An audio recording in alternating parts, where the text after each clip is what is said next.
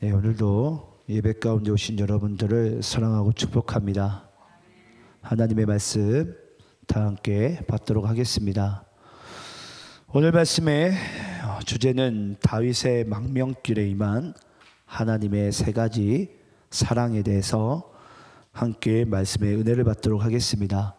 사무엘하 16장 1절로 4절까지의 말씀입니다. 사무엘하 16장 1절로 4절까지의 말씀. 자, 우리 함께 본문 말씀을 저와 여러분 함께 교독하시면서 읽도록 하겠습니다. 제가 1절이 있습니다. 다윗이 마루턱을 조금 지나니 무비보셋의 시종 시바가 안장 지운 두 나귀에 떡 200개와 건포도 100송이와 여름과일 100개와 포도주 한 가죽 부대를 싣고 다윗을 맞는지라. 왕이 시바에게 이르시되 내가 무슨 뜻으로 이것을 가져왔느냐 하니 시바가 이르되 나귀는 왕의 가족들이 타게 하고 떡과 과일은 청년들이 먹게 하고 포도주는 들에서 피곤한 자들에게 마시게 하려 함이니이다. 왕이 이르되 내 주인의 아들이 어디 있느냐 하니 시바가 왕께 아뢰되 예루살렘에 있는데 그가 말하기를 이스라엘 족속이 오늘 내 아버지의 나라를 내게 돌리리라 하나이다 하는지라. 왕이 시바에게 이르되 무비보셋에게 있는 것이 다 내 것이니라 하니라. 시바가 이르되 내가 절하나이다. 내 주 왕이여 내 왕 앞에서 은혜를 입게 하옵소서 하니라. 아멘. 자, 오늘 우리가 또 한 달 만에 사무엘하 강의 말씀을 잠시 멈추었다가 다시 또 오늘부터 시작하려 합니다. 아마 이전에 나누었던 말씀들이 아마 조금은 잊고 흐름을 잘 연결이 안 될 수도 있습니다. 그래서 여러분들에게 제가 또 친절하게 먼저 그 전에 어떤 말씀이 있었는지에 대해서 함께 나누고 오늘 본문 말씀을 함께 보도록 하겠습니다. 여러분 지난번에 나눴던 말씀이 어떤 말씀이었냐면요, 이 압살롬이 이제 성으로 돌아와 가지고 이제 다윗 왕을 몰아내기 위해서 이 압살롬이 아버지 왕에게 이런 얘기를 합니다. 아버지, 내가 일전에 여호와께 소원 드린 것이 있는데 내가 헤브론에 가서 내가 그 소원을 다시 내가 이루고 돌아오게 하소서라고 이야기를 합니다. 근데 그건 완전히 거짓말이었죠. 압살롬의 계략이었어요. 어떤 계략이었냐면 그 헤브론은 이제 다윗이 통일 왕국의 왕이 되기 전에 유다 왕으로서 수도로서 삼았던 지역이었죠.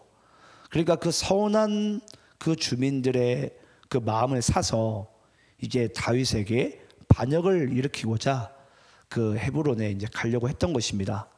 그런데 그 다윗은 이 사실을 꿈에도 모른 채 그 아들 압살롬에게 네가 평안히 가라라고 이야기를 합니다. 그래서 어찌되었건 이 압살롬은요, 이제 반역을 이제 계획을 하였고, 특히 이 압살롬과 함께 반역을 꾸몄던 자가 있었는데 이름이 네 글자인데 누구였죠? 아히도벨이었죠. 아히도벨. 그래서 이 아히도벨은 원래 누구였습니까? 다윗 왕의 책사였어요. 다윗 왕의 책사. 지라가 중에 지라가였어요. 그가 얼마나 정말 지라가였는지는 오늘 본문 23절에 등장하는데, 그가 말하는 것이 하나님께서 주신 모든 말과 같더라라고 얘기하면서 그가 말하는 그 능력은 엄청났습니다. 그래서 여러분, 이 아히도벨에게 계략을 다윗이 하나님께 또 외치죠. 이 아히도벨의 계략을 어리석게 하소서. 결국은 여러분, 아히도벨이 어떻게 되죠? 이제 훗날 이 아히도벨은 스스로 자결하고 맙니다. 이 다윗이 다시 이 왕궁을 되찾을 때쯤. 그래서 여러분, 그래요. 어찌됐건 하나님께서 물론 우리 사무엘하 말씀을 통해서 다윗의 연약함들은 아주 절실히 드러나요. 근데 드러나는 진짜 이유는 뭐죠? 다윗이 그만큼 추악한 범죄라는 것을 들추기 위한 그런 하나님의 뜻이 아니고, 그만큼 다윗이 그만큼 추악하고 죄가 많기 때문에 그 다윗의 혈통을 통해서 그리스도가 우리에게 반드시 필요하다라는 것을 하나님께서 드러내기 위해서 이제 이 다윗의 연약함을 들춰내신 거예요. 우리에게 예수가 필요하다. 근데 그 다윗의 반대편인 자들은 뭐 하게 되죠? 그 다윗을 도리어 저주하게 되고 또 계략을 꾸미게 되고 모반하게 되지만, 결국은 그 하나님이 아닌 모반한 자들은 결국은 훗날은 다 심판을 받게 됩니다.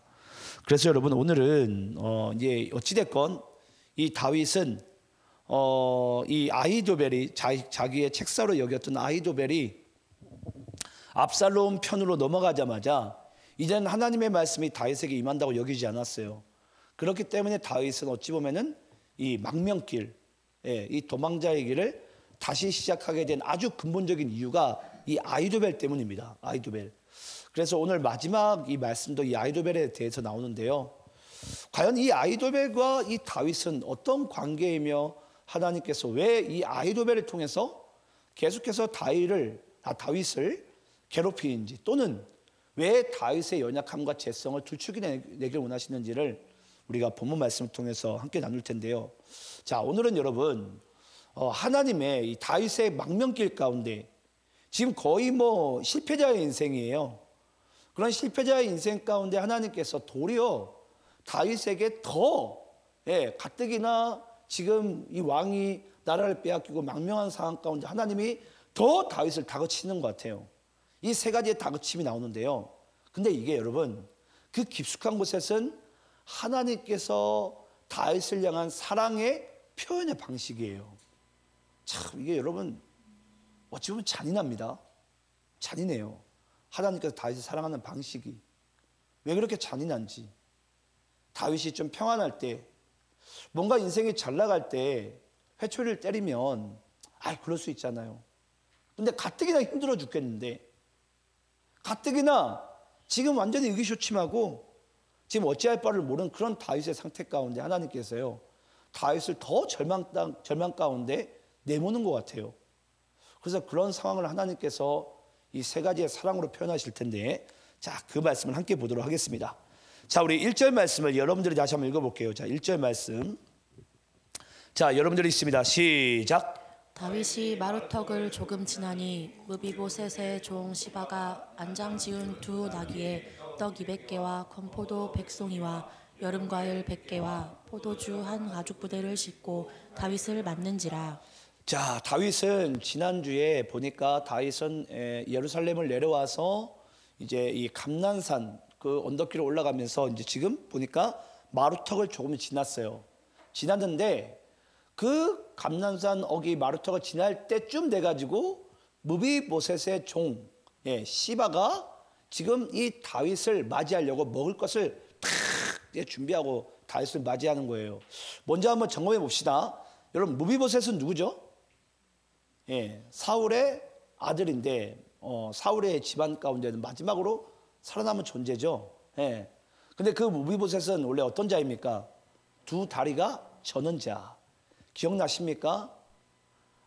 다윗이 이 무비보셋을 언제 발견했죠? 그가 광야에서 이름조차 그 무비보셋은 불리지 않았어요.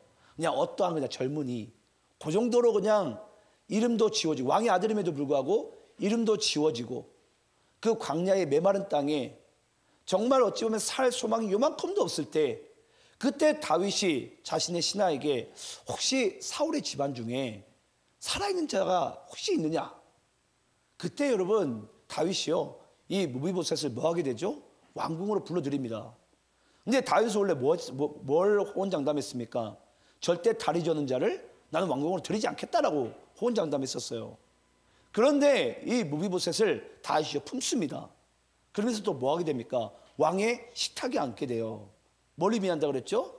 왕의 가족으로서. 원래 여러분 사울 왕의 아들이지 않습니까? 왕자의 왕자, 한 나라에.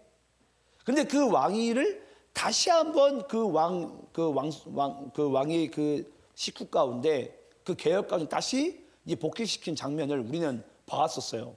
그게 바로 여러분 무비보셋입니다.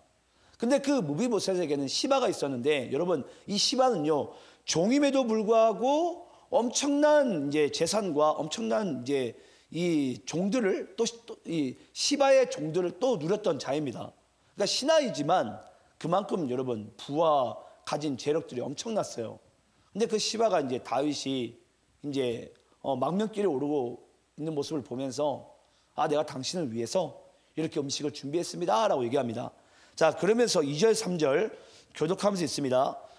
왕이 시바에게 이르되 내가 무슨 뜻으로 이것을 가져왔느냐 하니 시바가 이르되 나귀는 왕의 가족들에 타게 하고 떡과 과일은 청년들이 먹게 하고 포도주는 들에서 피곤한 자들에게 마시게 하려 함이니이다. 왕이 이르되 내 주인의 아들이 어디 있느냐 하니 시바가 왕께 아뢰되 예루살렘에 있는데 그가 말하기를 이스라엘 족속이 오늘 내 아버지의 나라를 내게 돌리리라 하나이다 하는지라. 자 그러면 시바가 뭐라고 얘기하죠? 다윗에게 얘기하는 거예요. 왕이요 지금 왕이 도망온 지금 왕의 성에 무비보셋이 혼자 지금 남아 있습니다.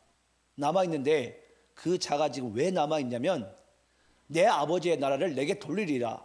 그러니까 지금 무비보셋의 입장에서는 왕이 잘못한 것으로 인해서 지금 사울 왕의 나라가 무비보셋에게 다시 회복되리라는 것을 그걸 증명하기 위해서 그걸 얻기 위해서 지금 다윗 왕 군 가운데 이 무비보셋이 남아 있다라는 거예요.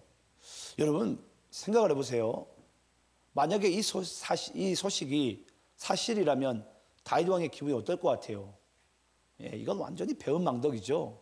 고의한 놈 하면서 다윗이 아마 감정을 제대로 추스릴 수가 없었을 거예요. 예. 그래서 그러면 한번 다윗이 어떻게 행동한지에 대해서 함께 한번 보겠는데요. 자 4절 여러분들이 읽겠습니다. 자 함께 있습니다. 시작. 왕이 시바에게 이르되 무비보셋에게 있는 것이 다 내 것이니라 하니라. 시바가 이르되 내가 절하나이다. 내 주 왕이여 내가 왕 앞에서 은혜를 입게 하옵소서 하니라. 여러분 다윗이 시바에게 뭐라고 얘기합니까? 내가 무비보셋에게 준 모든 재산을 다 내가 시바인 너에게 주겠다라는 거예요. 근데 여러분 시바가 지금 망명길 가운데 가고 있는 이 다윗 왕에게 지금 이야기한 이 소식이 사실일까요? 거짓일까요? 여러분 이것은요 거짓입니다. 거짓이에요. 조금 이따 이제 그 말씀이 드러나요. 그러니까 여러분 지금 다윗은 시바의 이야기를 통해서 지금 감정적으로 바로 지금 즉각 지금 어떠한 이제 처분을 내린 거예요. 왕으로서. 물론 망명길 가운데 있지만 어찌됐건 이스라엘 통일왕국의 왕이에요. 그래서 그 왕은 지금 시바의 이야기를 듣자마자 그게 진실인지 거짓인지 분별하지 않고 뭐 한다고요? 바로 처분부터 내린다고요. 그래서 무비보셋의 모든 재산을 다 이제 내가 너에게 주겠다라는 거예요. 여러분 그러면 또 질문해 볼게요. 그러면 다윗 왕의 이 왕이 이 치리한 이 부분은 잘못된 행동입니까? 잘한 행동입니까? 여러분 잘못된 행동이죠. 예. 최소한 여러분 한 나라의 왕은요 리더십들은요 잊지 마시기 바래요. 내 감정에 치우치면 안 돼요.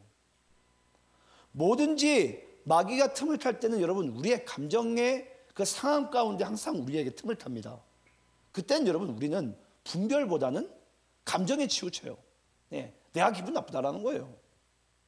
지금 진짜 무비보셋이 이 이야기를 했는지 안 했는지 이 계략을 꾸민지 안 꾸민지는 지금 다윗에게 궁금하지도 않아요. 궁금한 사실이 뭐죠? 기분이 나쁘다라는 거예요. 나쁘다라는 거예요. 그러니까 그 자리에서 다윗은요 성숙한 왕의 모습으로서 분별하는 것이 아니라 도리어 하나님께 기도하는 것이 아니라 그 순간에 바로 자기의 감정대로 처분을 내립니다. 야 그냥 너 무비보셋의 재산 네가 다 가져. 예. 왜냐 배은망덕한 놈이거든요 무비보셋이. 근데 그게 만약에 그 소식이 사실이라면 진짜 배은망덕이 맞겠죠. 하지만 그 소식은 사실이 아니거든요. 자, 그 말씀을 함께 한번 볼 텐데요. 우리 한번 사무엘하 19장에 그게 드러납니다. 사무엘하 19장 다윗이 이제 이스라엘 성으로 돌아오는 장면이에요. 자, 19장 24절 28절 말씀 보겠습니다. 그때 여러분 이 무비보셋과 다윗이 만나면서 어떤 이야기를 한지에 대해서 함께 보겠습니다. 자, 24절 제가 있습니다. 사울의 손자 무비보셋이 내려와 다윗 왕을 맞으니 그는 왕이 떠난 날부터 평안히 돌아오는 날까지 그의 발을 맵시 내지 아니하며 그의 수염을 깎지 아니하며 옷을 빨지 아니하였더라. 예루살렘에서 와서 왕을 맞을 때 왕이 그에게 물어 이르되 무비보셋이여 내가 어찌하여 나와 함께 가지 아니하였더냐 하니 대답하되 내 주 왕이여 왕의 종인 나는 다리를 절므로 내 나귀의 안장을 지워 그 위에 타고 왕과 함께 가려 하였더니 내 종이 나를 속이고 종인 나를 내 주 왕께 모함하였나이다. 내 주 왕께서는 하나님의 사자와 같으시니 왕의 처분대로 하옵소서. 28절 합독합니다. 시작. 내 아버지의 온 집이 내 주 왕 앞에서는 다만 죽을 사람이 되지 아니하였나이까.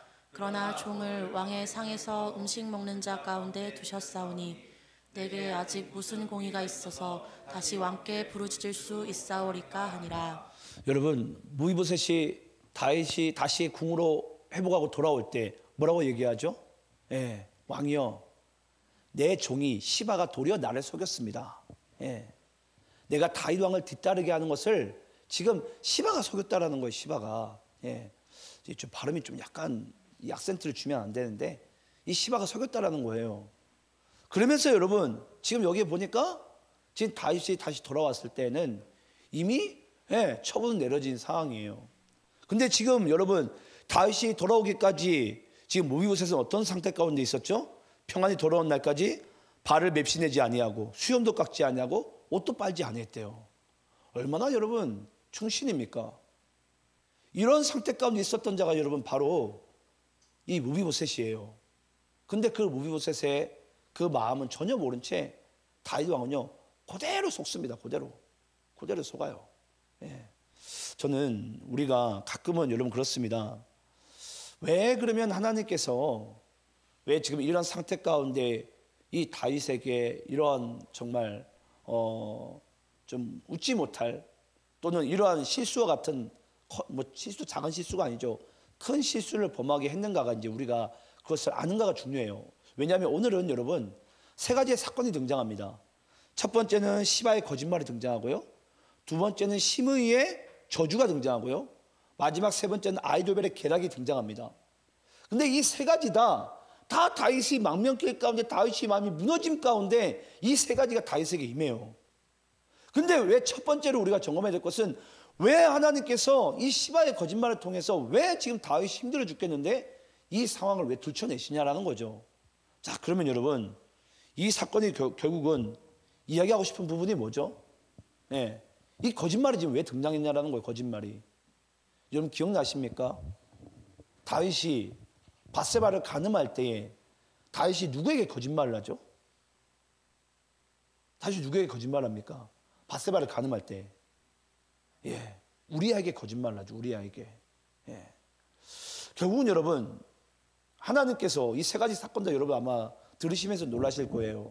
왜 놀라냐면 하나님께서는 다윗이 망명길 가운데 어찌 보면은 다윗의 인생길 가운데 이보다도 더 추한 모습이 없는데 이 추한 모습 가운데 하나님은요 도리어 다윗이 과거에 지었던 죄들을요 하나씩 들춰내십니다. 하나씩. 근데 이게 뭐라고요? 하나님께서 다윗을 사랑하는 표현 방식이에요. 여러분 이게 이해가 됩니까? 저는 말씀 보면서 이게 너무나도 이해가 안 돼요. 어떻게 하나님이 그럴 수 있을까? 네. 좀 사랑의 표현 방식 여러분 좀 부드럽게 뭔가 좀 우리 모두가 좀 알아먹게끔 하면 안 됩니까? 근데 이런 상황 가운데 하나님께서요 그 다윗을 더 힘들게 만들어 버리는 거예요. 네. 그러면서 야 다윗아 지금 시바의 거짓말을 네가 잊지 말라고. 너도 이 우리아에게 거짓말을 하여서 네가 밧세바를 간음하지 않았냐? 라는 것을 지금 하나님께서 이 다윗에게 말씀한 부분입니다. 자, 그러면 우리가 이제 첫 번째로 이제 시바의 거짓말 가운데 하나님께서 이 다윗에 향한 사랑 표현 방식, 이 다윗의 과거에 지었던 죄를 다시 회복하기 위한, 여러분 잊지 마세요. 죄는요 드러날 때 뿌리가 뽑히는 거예요.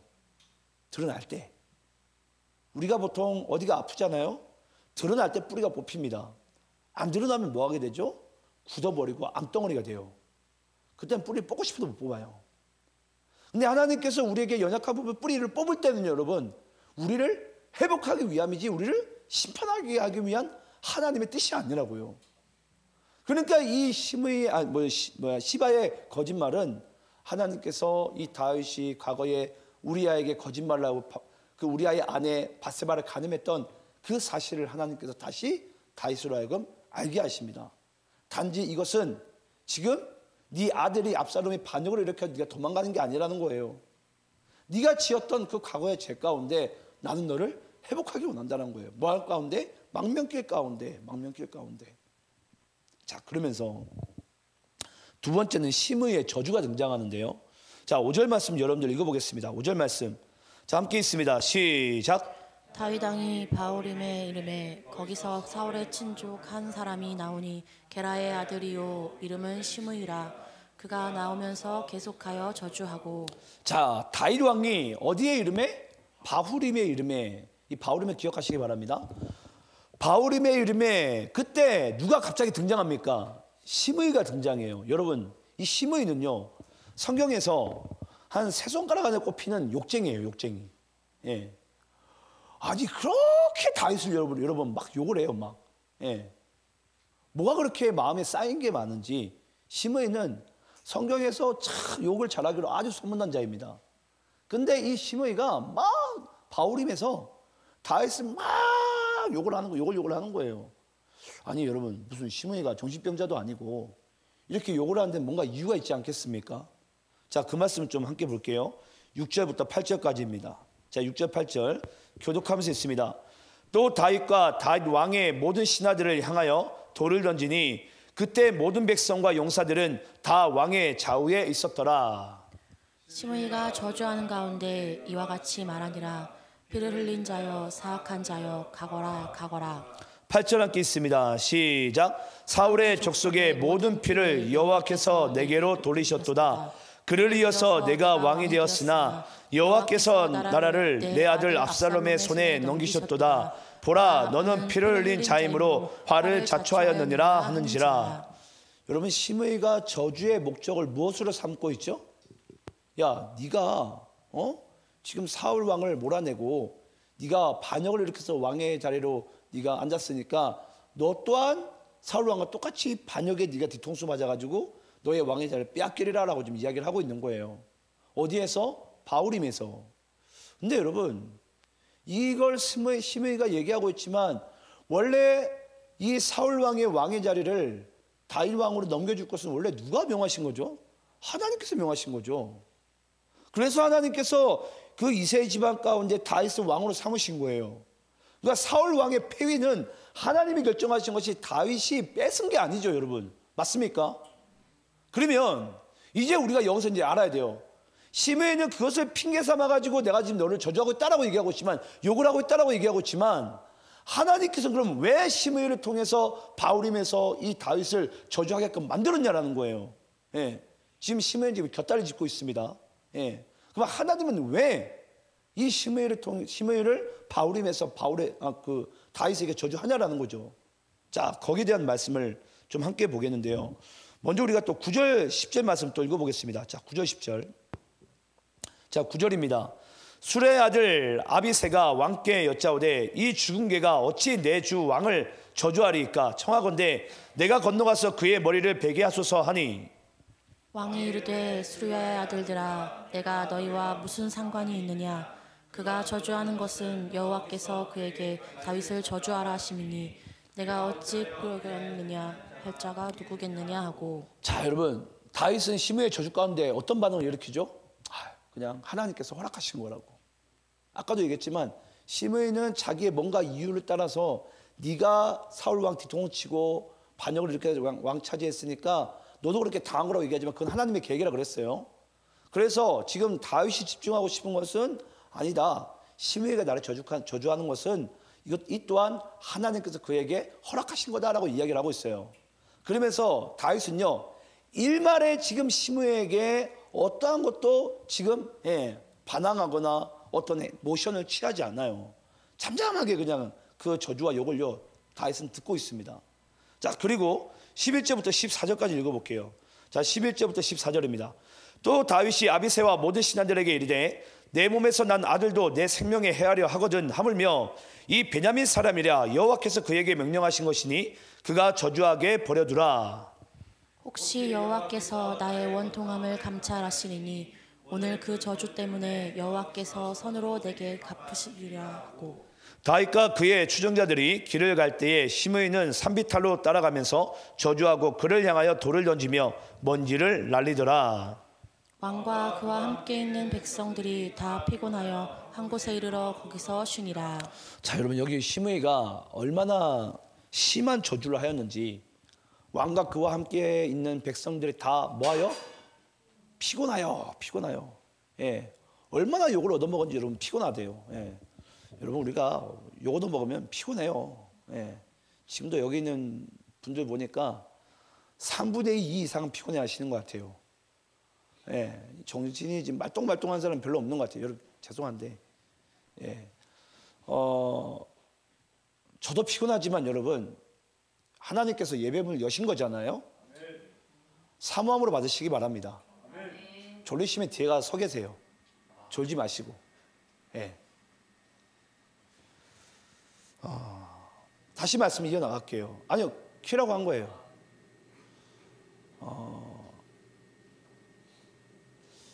왜 여러분 지금 하나님께서 지금 이 시므이를 통해서 바울임에서 이 다윗을 저주하게 하셨냐면, 그 다윗은 일말에 어떠한 저항도 반응도 하지 않은 이유는요, 이 또한 하나님께서 다윗이 과거에 지었던 죄를 또 들춰내기 위하심입니다.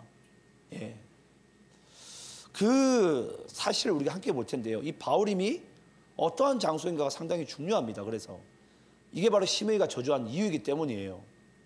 자, 우리 한번 그 말씀 찾아볼게요. 사무엘하 3장 13절에서 16절입니다. 13절 제가 읽고 16절까지 교독하면서 있습니다. 다윗이 이르되 좋다.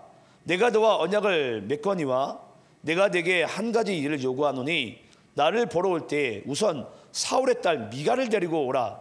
그리하지 아니하면 내 얼굴을 보지 못하리라 하고, 다윗이 사울의 아들 이스보셋에게 전령들을 보내 이르되 내 처 미갈을 내게로 돌리라. 그는 내가 전에 블레셋 사람의 포피 100개로 나와 정혼한 자니라 하니, 이스보셋이 사람을 보내 그의 남편 라이스의 아들 발디엘에게서 그를 빼앗아 오매, 그의 남편이 그와 함께 오되 울며 바울임까지 따라왔더니 아브넬이 그에게 돌아가라 하매 돌아가니라. 아멘.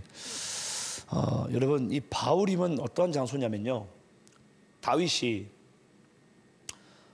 다시 도망자 인상에서 이제 왕으로 이제 회복되게 될 때에 이 다윗이, 원래 다윗이 미갈을 버립니다, 여러분. 그래서 그 버린 상황 가운데 이 미갈은 사울의 딸이죠. 이 미갈은 보니까 누구죠? 발디엘에게 시집을 가게 돼요. 그래서 그 가정이 아주 화목해요.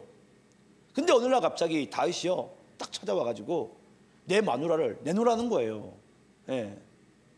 아니, 버릴 때는 언제고 다시 미갈을 내 아내니까 달라는 거죠. 그때 여러분, 이 발디엘은 영문도 모른 채 자기 아내를 이 다윗이 왕이라는 이유 하나만으로 그냥 자기 아내를 빼앗겨요. 예. 어디서? 바울임에서. 그래서 이 발디엘이 자기 아내를 그리워하면서 이제 뺏어갈 거 아니에요. 그냥 가만히 있겠어요, 남편이. 그래서 그 뒤를 쫓아가면서 바울임까지 울면서 그 뒤를 쫓습니다. 그때 여러분, 바로 이 시므이의 이 저주가 이 바울임에서 하나님께서 다윗으로 하여금 알게 하시는 거예요. 다윗아, 너 기억하느냐? 이 바울임에서 네가 어떤 행동을 했는지. 너는 어떠한 지금 이 극악무도한 그 행동을 가볍게 여기고 너는 지금 이 미갈을 빼앗았는지 모르겠지만, 그걸로 인해서 이 발디엘은 아무 영문도 모른 채 한 남성이요, 한 가정이요, 그냥 파탄이 된 거예요. 예. 그에 대한 부분을 이 다윗은 완전히 깜깜무소식으로 잊고 있었겠죠. 왕으로서 한 가정이 파괴되고 한 여인을 내가 자기의 아내로 삼는 것이 뭐가 그렇게 대수이겠습니까? 누가 상처를 받든지 말든지 다윗의 입장에서는 아무 죄책감이 없었을 거예요.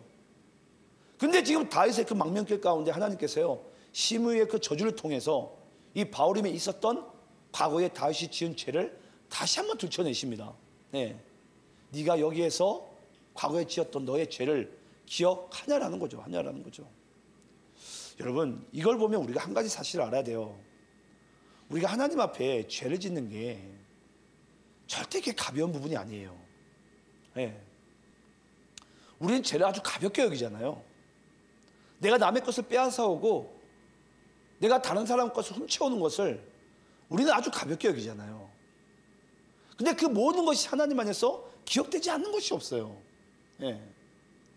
근데 우리 그냥 가벼운 거죠. 그냥 뭐 저러든지 말든지 뭐. 예. 왕이 지금 한 나라의 괜찮은 처자가 결혼을 하든 말든 그냥 내가 마음에 들면 그냥 후궁으로 드리는 거지 뭐. 오라면 오는 거지 뭐. 예. 그러면서 그 가정이 망가지고 파탄되고 그 남편이 상처받을 것은 다윗이 왕으로서 이만큼도 생각하지 않는 거예요. 정말 헤아림이 있었다면 어떻게 미가를 데려왔겠어요. 비록 사랑하겠지만은 새로운 가정을 꾸리고 있는 그 모습을 보면서 뭐 흐뭇한 마음이 드는 게 어떤 마음인지 모르겠지만 그래도 잘 살기 빌어줘야 되겠죠. 그렇다고 그 가정을 파탄내고 그 여자를 빼앗으면 안 되죠. 근데 그 이야기를 하나님께서 이 두 번째 시므의 저주 가운데 하나님께서 이것을 드러내십니다. 예. 자, 그러면 우리가 이제 세 번째로, 근데 우리가 이 한 가지를 시간이 없는데 제가 빨리 얘기해 보면, 근데 이러한 일은 여러분 신약 성경에서 등장하잖아요. 예수님의 이야기가 기억나십니까? 예수님이 십자가에 달려 죽으실, 십자가에 달려 팔리실 때에 제자들이 뭐 하게 되죠? 다 배도하게 되죠. 그때 예수님이 하신 방법이 뭐였죠? 다시 갈릴리 호수 가가지고 이 해변가에서 무태서 떡과 생선을 구우면서 제자들에게 뭐라고 얘기합니까? 와서 조반을 먹으라고. 근데 그 떡과 생선을 뭘로 굽죠? 숯불로. 근데 여러분 기억나십니까? 예수님께서 대제사장의 그 집안에 심판받을 때가 그때 베드로가 제자들이 뭐하고 있었죠? 그렇죠. 대제사장의 종들이 숯불 쬐는 곳에 같이 숯불을 쬐고 있었어요. 예수님이 지금 심판받고 있는데 그걸 똑같이 들춰내시는 거예요. 네가 이 숯불로 어떤 행동을 했는지 아느냐? 그러면서 예수님께서 이 베드로에게 뭐라고 얘기합니까? 베드로야, 네가 나를 사랑하느냐? 여러분, 예수님께서 베드로를 향해서 네가 나를 사랑하냐는 이 질문은요, 지금 하나님께서 다윗에게 야, 너 바울임에서 네가 과거에 어떤 짓을 했는지 네가 아느냐보다 더 무서운 말이에요. 어찌 보면은. 예. 베드로가 여러분 마태복음 16장 말씀 가운데 예수님께 뭐라고 얘기했습니까? 예수님, 주는 그리스도의 살아계신 하나님의 아들이십니다. 근데 나는 꼭 팔릴 것이다. 예수님, 다른 사람 다 배도할지라도 저는 절대 배도 안 합니다라고 호언장담했던 것이 여러분 베드로예요. 그때 베드로에게 여러분 다시 갈릴리 호수가 가가지고 찾아가서 예수님께서 하신 말씀이 그거예요. 네가 나를 사랑하냐고. 그 질문이 여러분 얼마나 무서운 질문인 줄 아세요? 그 무서운 질문을 예수님께서 베드로에게 하는 거예요. 근데 그 질문이 여러분 예수님께서 베드로를 향한 그 사랑의 표현 방식이라니까요. 우리는 너무나도 그 질문이 힘들겠지만 예수님께서는요, 다시는 이 베드로가 예수님을 떠나지 않게, 다시는 베드로가 이 예수님을 배도하지 않도록 그걸 다시 들춰내시는 거예요. 여러분 잊지 마시기 바랍니다. 때론 우리가 하나님 앞에 나의 연약한 부분, 나의 과거에 죄를 지었던 부분 들춰내실 때 숨지 마세요. 두려워하지도 마세요. 비록 아플지라도 내 마음이 아릴지라도 그것이 여러분 하나님께서 우리를 향한 사랑의 표현의 방식이에요. 그걸 뭐하기 위해서? 회복하기 위해서. 그 말씀이 오늘 이 말씀 가운데 여러분 고스란히 드러나는 거예요.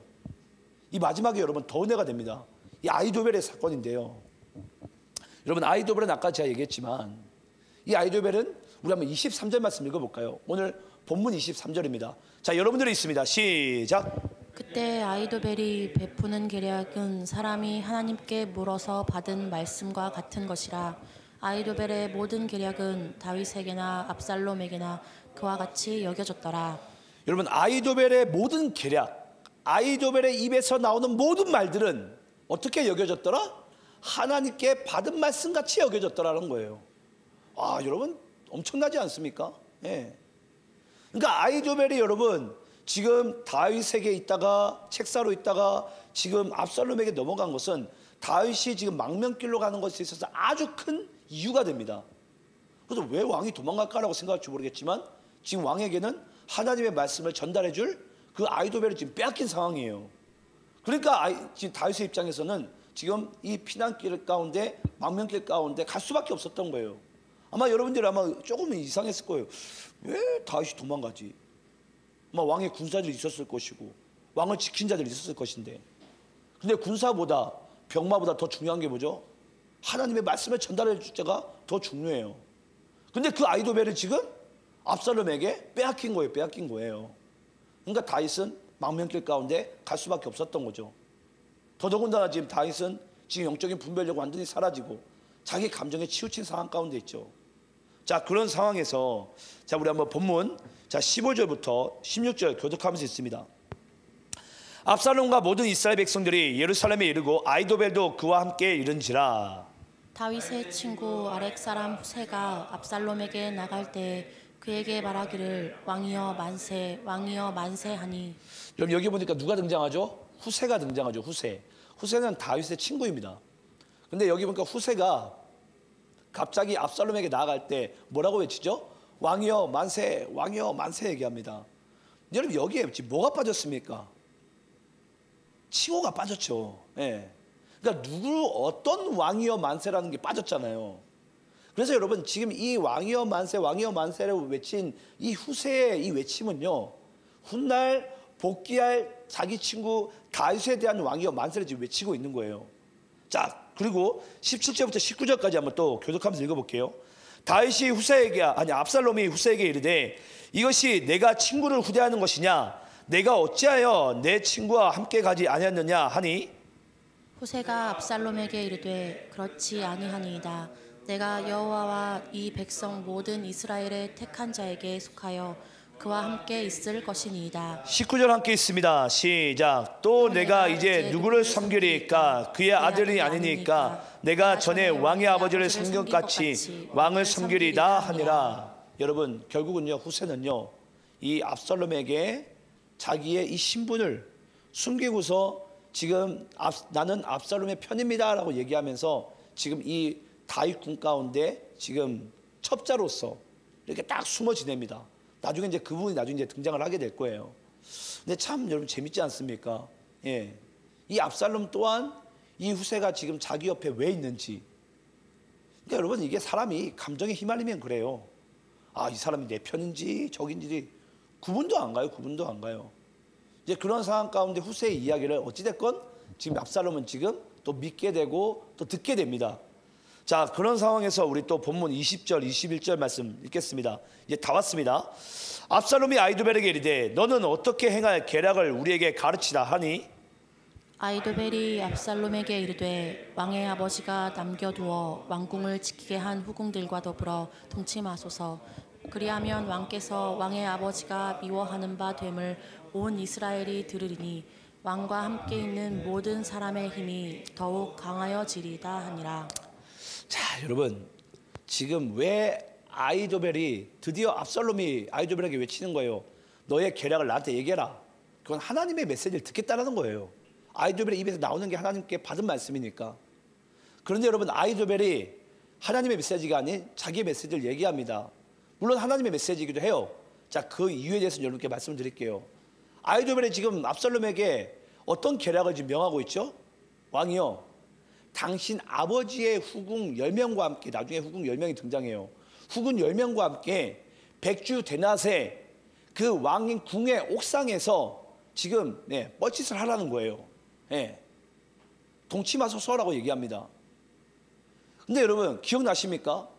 왜 지금 이 아이도벨이 왕의 궁의 옥상에서 지금 다윗 왕의 후궁들과 지금 동침할 것을 지금 이것이 하나의 계략인 양, 하나님 아버지 말씀의 뜻인 양 지금 이 이야기를 왜 하고 있는 거죠? 다윗의 어떤 죄를 지금 드러내고 싶은 거예요? 바세바 사건이에요. 바세바 사건. 여러분 이 이야기는요 참 재밌습니다. 나단 선지자가 이미 이 이야기를 예언 가운데 했던 말씀이에요. 나단 선지자가 비록 다윗은 보이지 않는 상황 가운데 지금 밧세바를 가늠했겠지만 왕이여 훗날 왕인 당신의 후궁들이 도리어 왕의 여자가 도리어 백주 데낫에 가늠 당하는 것을 나중에 왕이 목격하게 될 것이라고 이 나단 선지자가 다윗을 고발한 적이 있었어요. 밧세바를 가늠했을 때. 왜냐 다윗은 어둠 가운데 여자 한 명을 가늠했지만은 다윗 왕의 후궁들은 백주 데낫에 그것도 사람들이 다 보는 자리에서 그 후궁들이 지금 강간당할 것을 왕이 나중에 보게 될 것이라고. 이걸 나단 선지자가요 다윗에게 일전에 밧세바를 가늠했을 때 경고한 적이 있어요. 자, 그 말씀을 좀 볼게요. 우리 사무엘하 12장입니다. 나눴던 말씀이에요. 여러분 지금 뭐 되게 처음 듣는 것처럼 얼굴 표정으로 지금 이야기를 듣고 있는데 나눴던 말씀이에요. 자, 12장 우리 9절부터 12절 교독하면서 있습니다. 그러한데 어찌하여 내가 여호와의 말씀을 업신여기고 나보기에 악을 행하였느냐. 내가 칼로 햇사람 우리아를 치되 암몬 자손의 칼로 죽이고 그의 아내를 빼앗아 내 아내로 삼았도다. 이제 내가 나를 업신여기고 햇사람 우리아의 아내를 빼앗아 내 아내로 삼았은즉 칼이 내 집에서 영원토록 떠나지 아니하리라 하셨고 여호와께서 또 이와 같이 이르시기를 보라 내가 너와 내 집에 재앙을 일으키고 내가 내 눈앞에서 내 아내를 빼앗아 내 이웃들에게 주리니 그 사람들이 내 아내들과 더불어 백주에 동침하리라.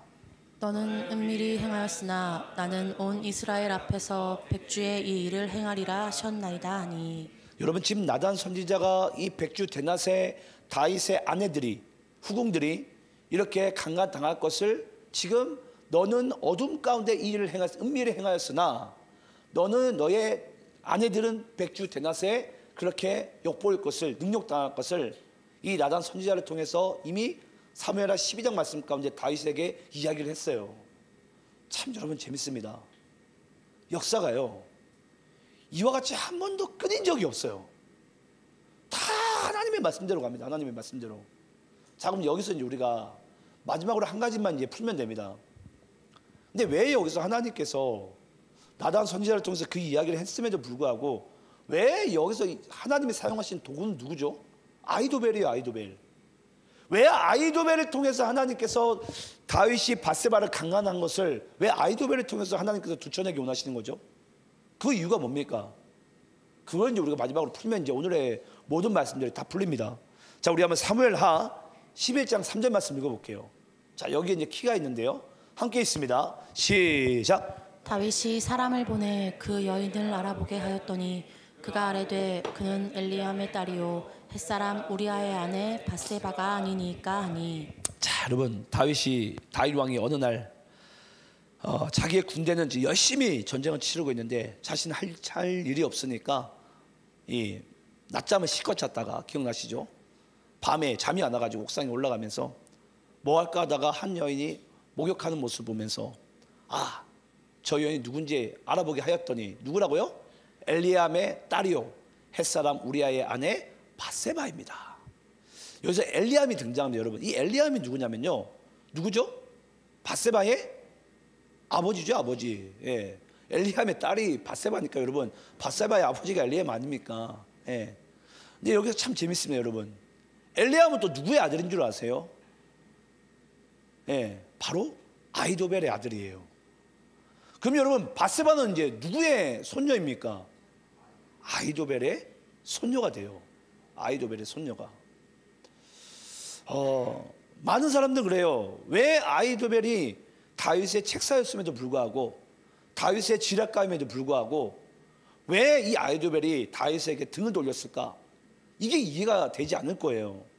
그런데 지금 이 아히도벨이 원래는 다윗 옆에서 그 책사 역할을 잘 감당했을 때 그때 다윗은 어떤 짓을 하고 있었다고요? 누구죠? 누구냐? 아히도벨의 손녀인 이 밧세바를 강간할 것을 도리어 이것을 그대로 할아버지가 자기 손녀의 모습을 그대로 그냥 가만히 그냥 묵묵하게 지켜만 봐야만 했어요. 거기에다가 자기 손녀 사위죠. 손녀 사위가 죽는 것도 그 책사가 그대로 그냥 가만히 그것을 묵묵히 지켜봐야만 했어요. 여러분, 그 상황 가운데 여러분들이 만약에 아이도벨이라고 생각을 해보세요. 어떻게 했을까요? 그때부터 아이도벨은 여러분 칼날을 갑니다. 복수의 칼날을. 언젠가 네가 한번 나한테 걸리라고. 근데 그때가 언제죠? 바로 압살롬이 바로 반역을 일으킬 때예요. 이제 여러분, 제가 말씀을 마칠게요. 결국은 하나님께서 이 나단 선지자를 통해서 하신 이 예언의 메시지가 결국은 다윗 왕으로 인해서 고스란히 그 연약함들이 다 드러나요. 근데 그 죄가 언제 다 드러났다고요? 다윗이 망명길에. 하나님 어떻게 이 망명길 가운데 이걸 들춰낼 수가 있습니까? 라고 우리는, 아마 우리에게 그랬으면 여러분, 어지간한 믿음의 사람들은요 아마 다 낙심하고 좌절하고 자살하거나 그랬을 거예요. 근데 하나님께서는 이 세 가지의 사건을 통해서, 이 세 가지가 사건이 바로 다윗을 향한 하나님 아버지의 뭐라고요? 사랑의 표현 방식이라고요. 이게 여러분 놀라운 은혜예요. 놀라운 은혜. 많은 사람들이 그래요. 하나님, 왜 다윗을 통해서 이 땅 가운데 예수가 와야 되냐는 것이 대부분 사람들이 여러분 이 물음표를 겁니다. 그럼 대부분들은 어떻게 생각하는 줄 아세요? 아, 다윗이 위대한 왕인가? 아, 다윗이 되게 뛰어난 사람인가? 그렇지 않아요, 여러분. 다윗이 오죽이나 여러분 못났고 죄가 많기 때문에 하나님께서 이 다윗의 연약함을 다 들춰내시면서 결국은 우리에게 던져준 메시지는 뭐예요? 이 땅 가운데는 반드시 예수가 필요하다는 거예요. 예수가. 그래서 여러분, 우리는 이 십자가를 볼 때마다 우리는 뭘 알아야 되죠? 하나님의 사랑은 한쪽 면이에요. 또 한쪽 면에 뭐가 있는 거예요? 하나님의 심판이 있는 거예요. 그걸 오늘 이 다윗을 통해서 하나님께서 지금 드러내시는 거예요. 지금 하나님께서 다윗을, 지금 세 사람을 통해서 다윗을 심판하는 것 같지만은 이게 또 다른 측면에서 뭐라고요? 하나님의 사랑이라고요. 그래서 이 십자가가 여러분 우리에게는 하나님의 사랑이자 하나님의 공의의 증표입니다. 심판의 증표예요. 그래서 우리는 죽을 때까지 오직 예수를 붙잡아야 되고요, 이 십자가를 붙잡아야 됩니다. 그리고 혹여라도 여러분들이 예수 믿으시다가 여러분들의 연약함을 하나님께서 드러내실 때 여러분 부끄러워하지 마세요. 좌절하지도 마세요. 낙심하지도 마세요. 오히려 그럴 때일수록 우리는 뭐 해야 된다고요? 예수를 더 의지해야 됩니다. 붙들어야 돼요. 네. 그게 바로 하나님께서 이 다윗을 향한 뜻이에요. 그래서 결국은 다윗이 망명길로 가지만 다윗이 뭐 하게 됩니까? 다시 성으로 복귀를 하게 되는 거예요. 그 인생의 여정의 장면을요 하나님께서 다 드라마틱하게 우리에게 보여주신 겁니다. 입체적으로. 지금 다윗이 죄 가운데 망명길로 이렇게 가고 있지만 그 죄를 다 알게 되고 깨닫게 되고 회개하게 되고 난 이후에는 다시 우리가 천국으로 다시 들림받은 것 같이 다시 다윗이 궁으로 돌아오게 되는 거예요. 회복하게 되는 거예요. 이게 뭐 여러분 우리 각 사람들, 모든 사람들의 다 인생의 여정이에요. 우린 다 이 인생길을 겪을 수밖에 없습니다. 결국 우리는 여러분 우리의 연약함을 알기 위해서는 우리의 죄가 드러나야 돼요. 어느 누구나 할 것 없이 우리는 하나님 앞에 의로운 자는 없습니다. 그래서 저는 여러분들이 가끔은 나는 왜 이렇게 연약할까? 연말을 지내면서 그렇잖아요. 난 왜 이렇게 못났지? 못나니까 여러분 예수가 우리에게 필요한 겁니다. 예. 그 사실을 하나님 안에서 이해하고 이 세 가지는 다윗을 저주하기 위한, 다윗을 낙심 가운데 어찌 보면 절망 가운데 빠뜨리기 위한 하나님의 뜻이 아니라 다윗을 다시 궁으로 하나님이 원하시는 왕으로 세우기 위한 하나님 아버지의 은혜이자 사랑임을 잊지 않는 여러분의 삶이 되시기를 간절히 축원합니다. 단계 기도하겠습니다.